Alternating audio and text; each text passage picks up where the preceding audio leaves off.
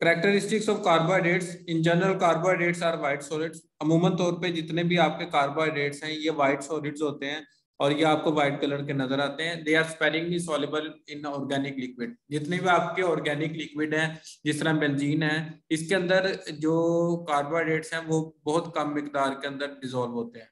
But except for certain polysaccharide they are soluble in water. अब ये कह रहा है कि ज्यादातर आपके कार्बोहाइड्रेट वाटर सोल्यूबल हैं, लेकिन स्वाय कुछ पॉलीसेक्राइड के जो कि वाटर सोल्यूबल नहीं होते। Many carbohydrates of low molecular weight have a sweet taste. अब जो कार्बोहाइड्रेट्स जिनका मॉलिक्यूलर वेट कम होता है वो कार्बोहाइड्रेट्स मीठे होते हैं।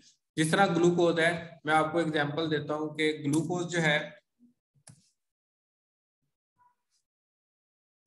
इसका जो मॉलिक्यूलर वेट है वो 180 है, ठीक है जी।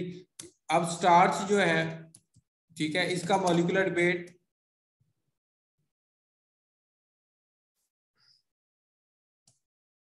राउंड अबाउट 1800 या उससे ज्यादा और मोर से स्टार्ट होता है। अब इनके वेट का देखें 180, इसका वेट मॉलिक्यूलर वेट 180 है यानी कम है, और 1800 मॉलिक्यूलर वेट ये बहुत ज्यादा हाई है। अब जो आपकी कार्बोहाइड्रेट्स जिनका मॉलिक्यूलर वेट कम होता है वो मीठी होती हैं, और जो कार्बोहाइड्रेट्स जो के जिनका मॉलिक्यूलर वेट हाई होता है उनका कोई टेस्ट नहीं होता या वो बिल्कुल टेस्टलेस होते हैं या बहुत उनका टेस्ट कम होता है। अब जिस तरह स्टार्च है, स्टार्च आम अल्फाज में हम इसको मैदा कहते हैं, तो मैदे का अगर आप टेस्ट करें तो उसका कोई टेस्ट नहीं होता जब तक कि उसके अंदर कोई चीज ऐड ना की जाए। लेकिन ग्लूकोज को आप जुबान पर रखें तो आपको मीठा टेस्ट आता है, ठीक है जी। तो ये अब ये आपने याद रखना है कि जो लो मॉलिक्यूलर वेट कार्बोहाइड्रेट्स हैं उनका टेस्ट मीठा होगा, और जो कार्बोहाइड्रेट्स जिनका मॉलिक्यूलर वेट हाई है उनका टेस्ट जो है वो टेस्टलेस होता है या फिर उनकी मिठास बहुत कम होती है। Functional groups of carbohydrate. अब कार्बोहाइड्रेट्स में दो फंक्शनल ग्रुप होते हैं। एक कार्बोहाइड्रेट के अंदर या तो अल्डिहाइड ग्रुप होता है या फिर कीटो ग्रुप होता है या कीटोन ग्रुप होता है, ठीक है जी। Aldehyde group is on the first carbon and the carbohydrates with अब ये जो आपका अल्डिहाइड ग्रुप है ये कार्बन नंबर 1 पर होगा, और ऐसी कार्बोहाइड्रेट जिनके अंदर अल्डिहाइड ग्रुप मौजूद होता है उनको हम एल्डोज शुगर कहते हैं। एल्डोज शुगर वो शुगर्स होती हैं जिनके मॉलिक्यूलर स्ट्रक्चर के अंदर अल्डिहाइड ग्रुप मौजूद होता है।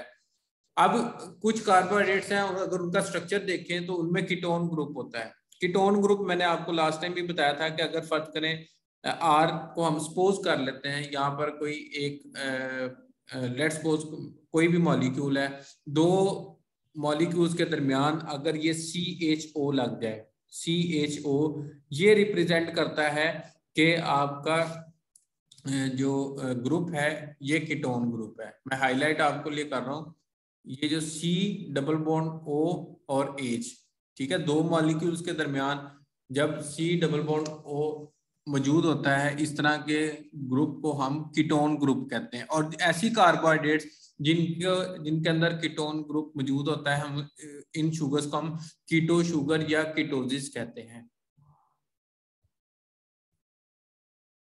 और हमेशा जो कीटोन ग्रुप है हमेशा कार्बन नंबर 2 पर अटैच होता है। इसके बाद सोर्स ऑफ कार्बोहाइड्रेट्स। अब कार्बोहाइड्रेट्स हमें कहाँ से मिल सकती हैं, ये सब्जेक्टिव में भी क्वेश्चंस आए हुए हैं, पास्ट पेपर में आप देख सकते हैं, तो उसमें सोर्स ऑफ कार्बोहाइड्रेट्स भी पूछा हुआ है। Carbohydrates are the natural compound and their basic source is plant, ठीक है। अब बेसिकली ये नेचुरल कंपाउंड है, कुदरती तौर पे पाए जाते हैं, और खास तौर पे आपकी प्लांट्स जो है आपको जो है कार्बोहाइड्रेट्स प्रोवाइड करते हैं। The chief source of carbohydrate is cereals. जितने भी आपके अनाज हैं, ठीक है जी, वो चीफ सोर्स है, ठीक है। चीफ सोर्स का मतलब है सबसे ज्यादा अगर आपको कार्बोहाइड्रेट मिलती है तो आपको सीरियल्स से मिलती है। सीरियल्स का मतलब है अनाज, तो ये ऑब्जेक्टिव में भी पूछ सकता है। The chief source of carbohydrate is cereals, leaves, ठीक है। उसके अलावा पीनट, तो आपने कहना है कि जी सीरियल्स जो है वो चीफ सोर्स हैं। Starch is abundant in cereals, और जो कार्बोहाइड्रेट सबसे ज्यादा पाई जाती है सीरियल्स के अंदर, अनाज के अंदर जो कार्बोहाइड्रेट पाई जाती है वो स्टार्च कार्बोहाइड्रेट पाई जाती है, ठीक है। ये भी ऑब्जेक्टिव है कि सीरियल्स के अंदर पाई जाने वाली सबसे ज्यादा जो कार्बोहाइड्रेट है वो कौन सी कार्बोहाइड्रेट है, ग्लूकोज है, फ्रुक्टोज है, स्टार्च है या नन ऑफ दीज है। तो आपने कहना स्टार्च जो है वो सबसे ज्यादा सीरियल्स के अंदर पाई जाने वाली कार्बोहाइड्रेट है।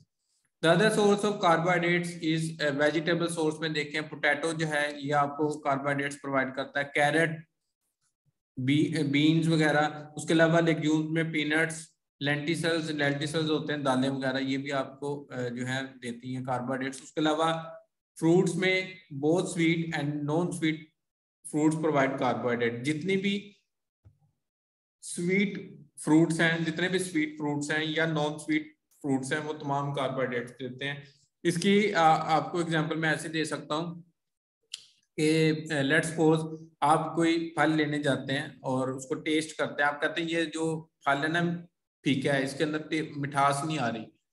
अब होता क्या है कि उस टाइम में जब वो कच्चा फल उतारा जाता है तो उसके अंदर कार्बोहाइड्रेट मौजूद होती है, लेकिन वो हाई मॉलिक्यूलर वेट कार्बोहाइड्रेट है, मतलब वो स्टार्च फॉर्म में होगी या किसी और हाई मॉलिक्यूलर वेट कार्बोहाइड्रेट की सूरत में होती है। फिर क्या होता है कि हम उसको 5 दिन, 6 दिन, हफ्ता, 2 हफ्ता उस फल को रखते हैं, फिर आहिस्ता आहिस्ता उसके अंदर केमिकल रिएक्शन चलते हैं और हाई मॉलिक्यूलर वेट प्रोटीन जो कार्बोहाइड्रेट है जिसका मॉलिक्यूलर वेट हाई है वो केमिकली तौर पे टूटना शुरू होती है और आहिस्ता आहिस्ता कन्वर्ट हो जाती है लो मॉलिक्यूलर वेट में।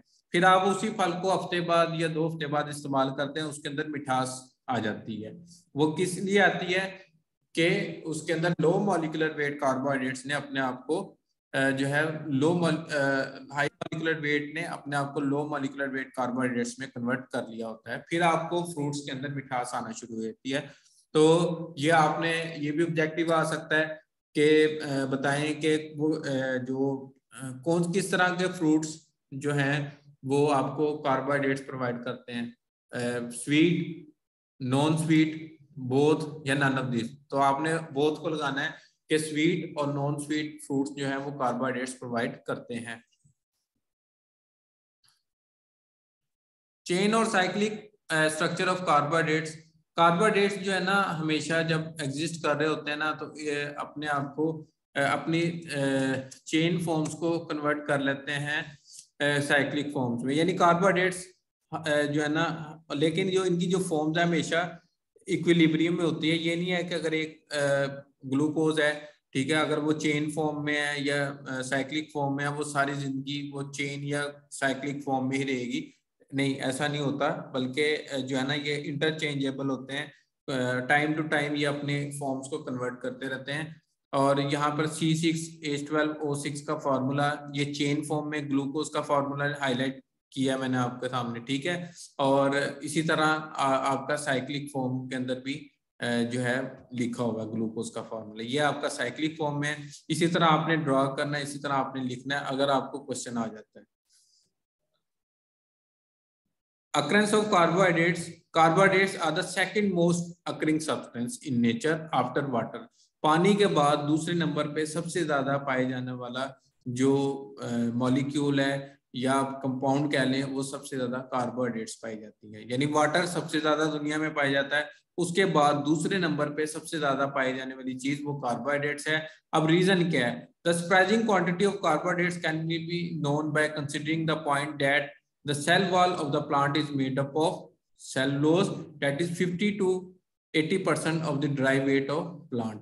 अब वो कह रहा है कि जो आप अब उसने आगे हाईलाइट किया है कि रीजन क्या है कि कार्बोहाइड्रेट दूसरे नंबर पे आने वाला जो है मॉलिक्यूल क्यों है, क्योंकि वो इसलिए है कि जितने भी आपके प्लांट्स हैं, ठीक है जी, जितने भी आपके प्लांट्स हैं वो तमाम सेलुलोज के बने होते हैं, ठीक है जी।